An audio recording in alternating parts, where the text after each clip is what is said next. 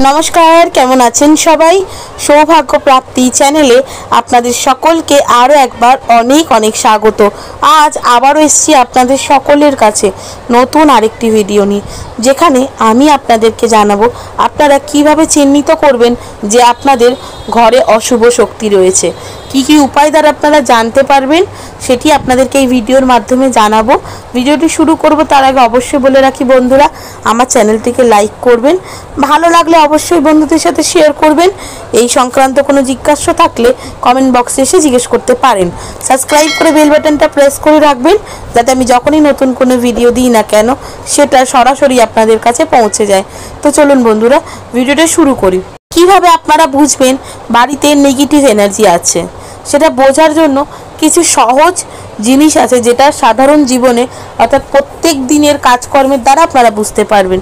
যেমন বাড়িতে এক বা একাধিক সদস্য যদি চিকিৎসা করছেন তা সত্ত্বেও সুস্থ হচ্ছে না, এমনও হতে পারে যে আজকে সুস্থ হচ্ছে পুনরায় দুদিন বাদে আবার অসুস্থ হয়ে পড়ছে। এরকম সিমটম যদি বারবার দেখেন তাহলে এটা নিশ্চিত রাখবেন যে আপনাদের বাড়িতে কোনো না কোনো অশুভ শক্তির প্রকোপ রয়েছে।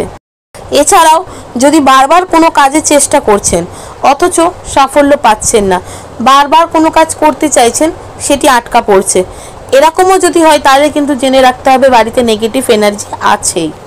যদি সবসময় আলস্য বোধ করেন, কোনো কাজে মন না লাগে, যে কোনো কাজই হয়তো করতে হবে সেটা খুব বেশি জরুরি করাটা কিন্তু করতে ইচ্ছা করছে না, উন্নতি হবে যেসব কাজে সেই সব কাজ আসছে কিন্তু আপনার হাতছাড়া হয়ে যাচ্ছে, এই ধরনের সিমটমগুলো দেখলেও কিন্তু ধরে নিতে হবে যে বাড়িতে প্রচণ্ড পরিমাণে নেগেটিভ এনার্জি রয়েছে।